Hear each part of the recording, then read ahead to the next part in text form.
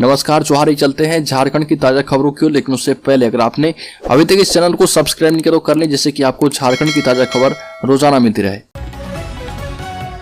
पहली बड़ी खबर, झारखंड में फिर से बढ़ेगी कनकनी। 17 जनवरी को झारखंड के कई हिस्सों में बादल छाए रहेंगे, तापमान में आएगी भारी गिरावट।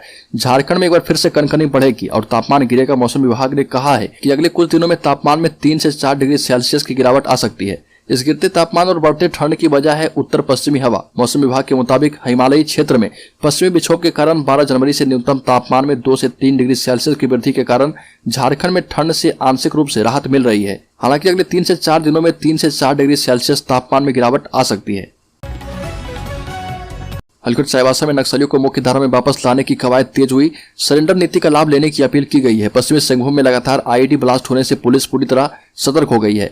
टोटोर क्षेत्र में जिस तरह से नक्सलियों ने तांडव मचाया है, उससे पुलिस काफी परेशान है। पुलिस अब सर्च अभियान के बाद मुठभेड़ की रणनीति बना रही है। हालांकि सरकार की सरेंडर पॉलिसी को धरातल पर लाकर नक्सलियों को सरेंडर करने की अपील भी की जा रही है।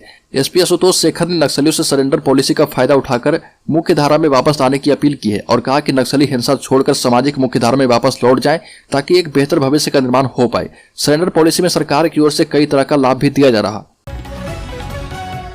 हलखट कोलाहल के बाद संथाल पर बीजेपी का फोकस, केंद्रीय मंत्रियों का होगा प्रवास, निचले स्तर तक पहुंचने की बन रही रणनीति। राज्य में सत्तारूढ़ गठबंधन की किलेबंदी में सेंधमारी के लिए भाजपा ने प्रयास तेज कर दिए हैं। इस माह कोलाहल प्रमंडल से मिशन झारखंड की शुरुआत करने के बाद पार्टी का अगला फोकस संथाल परगना प्रमंडल होगा और यहाँ पर पहले केंद्रीय मंत्रियों के प्रवास होंगे और वो निचले स्तर तक कार्यकर्ताओं से मंत्रणा कर रणनीति तैयार करेंगे। संथाल परगना सत्तारूढ़ झारखंड मुक्ति मोर्चा का मजबूत गढ़ है। हालांकि पिछले लोकसभा चुनाव में भाजपा ने मोर्चा की परंपरागत सीट दुमका पर कब्जा करने में कामयाबी पाई थी।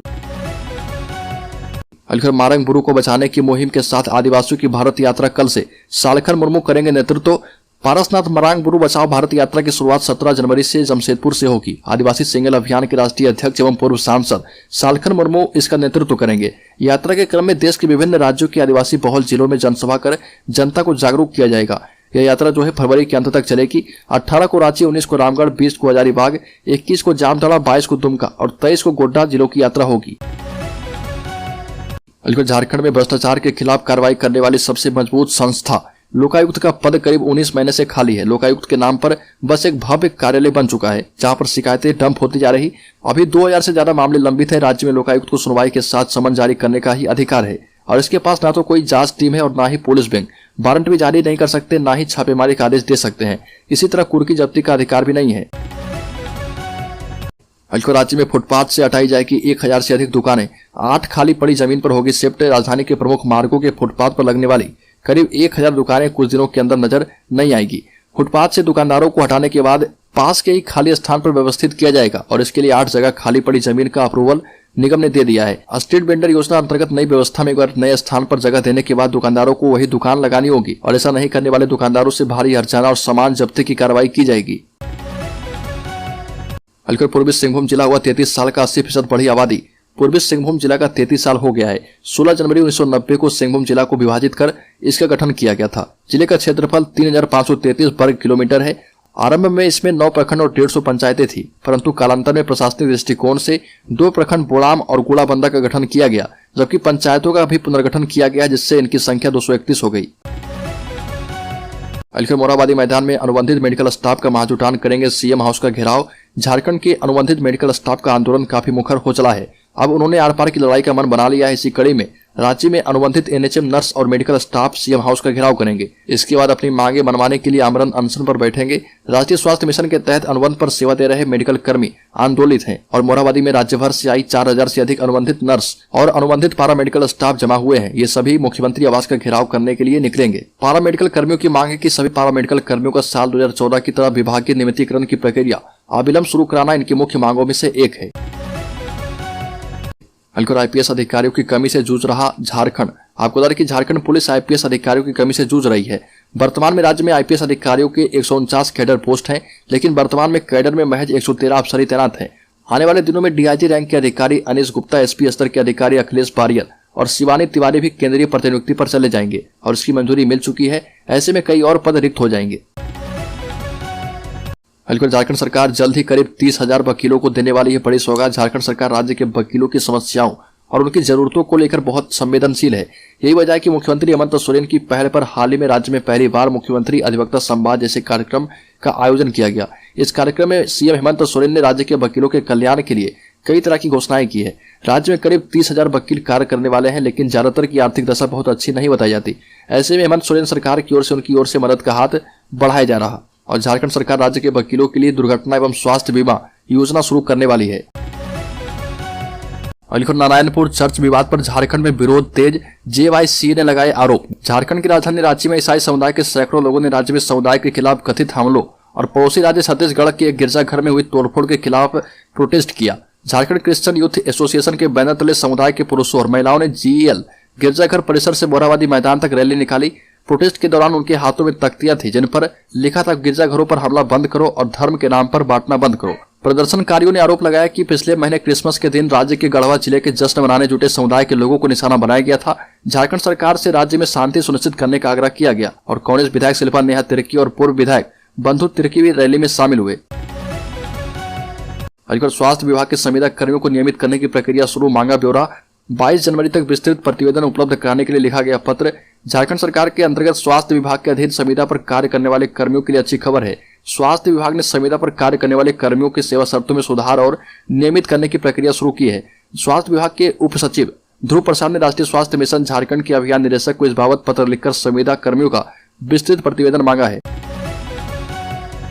निलंबित कांग्रेस विधायक राजेश कश्यप ईडी दफ्तर नहीं जाएंगे। अपने कुछ प्रस्तावों का हवाला देते हुए कहा कि ईडी के समक्ष हाजिर होने के लिए 2 सप्ताह का समय मांगा गया है। कैश कांड मामले में गिरफ्तारी के बाद सुर्खियों में आए रांची के खिजड़ी से कांग्रेस विधायक राजेश कश्यप ईडी ऑफिस नहीं जा रहे। उन्होंने बताया कि मैं रांची से बाहर हूं। अपने कुछ प्रस्तावों का हवाला देते हुए कहा कि ईडी के समक्ष हाजिर होने के लिए 2 सप्ताह का समय मांगा है। फिलहाल राजेश कश्यप दिल्ली में है और राजेश कश्यप ने बताया कि पिछले 30 जुलाई को 48 लाख रुपए के साथ हावड़ा में कांग्रेस विधायक इरफान अंसारी और नमल बिक्सल कोंगाड़ी की गिरफ्तारी मामले में कांग्रेस विधायक अनूप सिंह ने 164 के तहत बयान दर्ज करवाया था। देवघर में बैद्यनाथ मंदिर के समीप दुकान में लगी भीषण आग, लाखों का नुकसान। पावा बैद्यनाथ मंदिर के बगल में लक्ष्मी पंसारी के दुकान में रात करीब 8 बजे आग लग गई।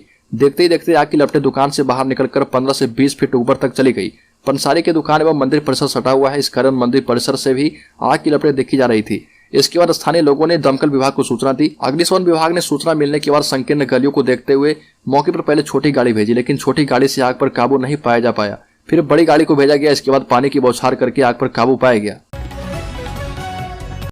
खतियानी जोहार यात्रा समेत अन्य गतिविधियों को लेकर मुख्यमंत्री हेमंत सोरेन के गिरिडीह आगमन का मिनट टू मिनट कार्यक्रम जारी हो गया है। उपायुक्त नमन प्रियेश लकड़ा की ओर से जारी किए गए मिनट टू मिनट के आधार पर मुख्यमंत्री हेमंत सोरेन 17 जनवरी संध्या 5 बजे कोडरमा जिला की ओर से गिरिडीह जिले की सीमा पर स्थित निमाडी प्रवेश करेंगे। शाम 7 बजे तक खोरी महुआ होकर जमुआ चौक पर एवं पंचवा सड़क मार्ग से जिला मुख्यालय पहुंचेंगे।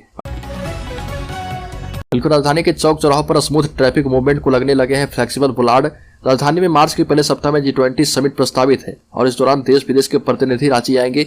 आगंतुकों को आने जाने में किसी तरह की परेशानी और शहर की छवि सुधारने के लिए नगर निगम, जिला प्रशासन और ट्रैफिक पुलिस जी जान से जुट गई है। पहले फेज में डिवाइडर की जगह वाटर बुलार्ड लगाया गया है। अब चौक चौराहों के पास फ्लेक्सिबल बुलार्ड लगाए जा रहे ताकि ट्रैफिक मूवमेंट के अनुसार बुलार्ड लगाए जा पाए। इधर नगर आयुक्त शशि रंजन ने शहर के सभी चौक चौराहों पर लगाए गए महापुरुषों की प्रतिमा का रंग रोगन एवं सफाई करने का निर्देश जारी किया है। मेयर पद के आरक्षण में नगर निकाय चुनाव फंस गया है। सरकार ने नगर पालिका संशोधन विधेयक विधानसभा से पास कराई पर अब तक राज्यपाल की स्वीकृति नहीं मिली है। निकाय चुनाव टलने से नगर निकाय में बिना नक्शा के बने 7 लाख से अधिक घरों को नियमित करने का मामला भी फंस गया है।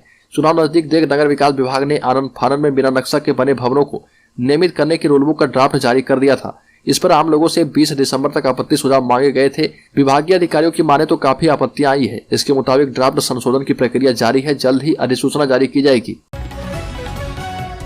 प्रदेश भाजपा एससी मोर्चा के अध्यक्ष अमर बावरी ने आरोप लगाया कि झारखंड शिक्षा परियोजना परिषद गुमला के द्वारा निकाले गए विज्ञापन में एससी समाज को आरक्षण नहीं दिया गया। ये भी पूछा कि ऐसा जानबूझकर किया गया या फिर भूलवश हुआ। बावरी ने राज्य सरकार से जानना चाहा कि जेईपीसी गुमला के विज्ञापन में अनुसूचित जाति समाज को मिलने वाला आरक्षण शून्य क्यों दिखाया गया। बावरी ने कहा कि राज्य सरकार के इस निर्णय को भाजपा अनुसूचित जाति मोर्चा ने गंभीरता से लिया है। वो एससी समाज के संवैधानिक अधिकार को पाने के लिए सड़क से सदन तक संघर्ष करेंगे। रांची यूनिवर्सिटी समेत राज्य के अन्य विश्वविद्यालय के अधीन 22 सरकारी अंगीभूत कॉलेजों में बीएड की पढ़ाई होती है। इन कॉलेजों में 17 वर्षों से अनुबंध पर नियुक्त 350 शिक्षक पढ़ा रहे, लेकिन आज तक इनकी सेवा नियमित करने की दिशा में कोई पहल नहीं की गई। इससे इन शिक्षकों में असंतोष बढ़ता जा रहा और इन शिक्षकों की वर्चुअल मोड में आपात बैठक हुई है, जिसमें सभी कॉलेज के शिक्षक शामिल हुए।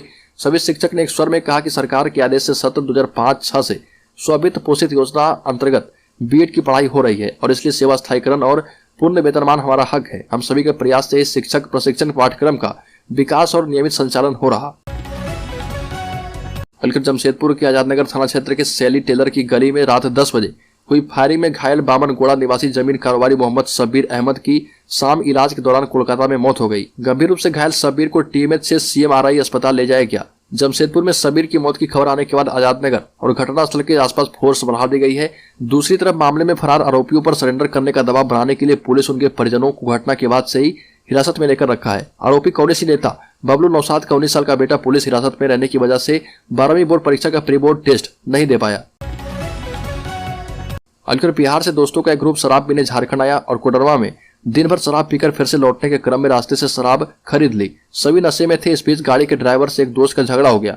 गुस्से में ड्राइवर उसे छोड़कर चला गया और अंत में उस व्यक्ति की लाश कुएं से बरामद की गई। 11 जनवरी की रात को फुसरो नया रोड स्थित शराब दुकान के सामने से अपने साथियों से झगड़ा होने के बाद लापता हुए सूरज कुमार का शव खुसरो निवासी मिथिलेश शर्मा के घर के पीछे स्थित कुएं से बरामद की गई। झारखंड के गिरिडीह में समलैंगिक रिश्ते ने ले ली जान। समलैंगिक रिश्ता और परिवार का दबाव सह नहीं पाई दोनों महिलाएं। गिरिडीह में 2 शादीशुदा महिलाएं समलैंगिक रिश्ते में बंध गई। धीरे धीरे इसकी भनक लोगों को लगी। परिवार वालों ने रोका तो दोनों ने आत्महत्या कर ली। पुलिस इस पूरे मामले की जांच कर रही है। घटना गिरिडीह जिले के राजधनवार प्रखंड के एक गांव के। दोनों एक दूसरे को 4 सालों से जानते हैं, लेकिन इनके बीच समलैंगिक रिश्ते की शुरुआत हुए 15 दिन हुए थे। इन दोनों को लेकर पूरे गांव में बात फैलने लगी थी। परिवार वालों पर भी दबाव बढ़ा तो दोनों को रोका गया। एक महिला की उम्र 30 साल थी, जबकि दूसरी महिला 25 वर्ष की बताई जाती है। अलकर बीजेपी की राष्ट्रीय कार्यकारिणी की बैठक 16 और 17 जनवरी को दिल्ली में हो रही है। मीटिंग में पीएम मोदी, गृह मंत्री अमित शाह, रक्षा मंत्री राजनाथ सिंह और पार्टी के अध्यक्ष जेपी नड्डा समेत महासचिव, भाजपा शासित राज्यों के मुख्यमंत्री, सभी प्रदेशाध्यक्ष और बाकी अधिकारी भी शामिल होंगे। 2 दिन की इस मीटिंग से पहले भाजपा दिल्ली में पीएम मोदी का मेगा रोड शो भी करेगी और ये रोड शो दोपहर 3 बजे से 5 बजे तक चलेगा। मोदी के रोड शो के बाद मीटिंग का दूसरा सत्र भी शुरू होगा। यह बैठक इसलिए भी अहम है क्योंकि बैठक शुरू होने के महज हफ्ते भर बाद पार्टी अध्यक्ष जेपी नड्डा का कार्यकाल पूरा हो रहा। हालांकि लोकसभा चुनाव में साल भर का ही वक्त बचा है, इसलिए ज्यादा संभावना इस बात की है कि नड्डा को 2024 तक का एक्सटेंशन दिया जा सकता है। वहीं भाजपा संविधान के नियमों के मुताबिक नड्डा को एक्सटेंशन मिलने के आसार है।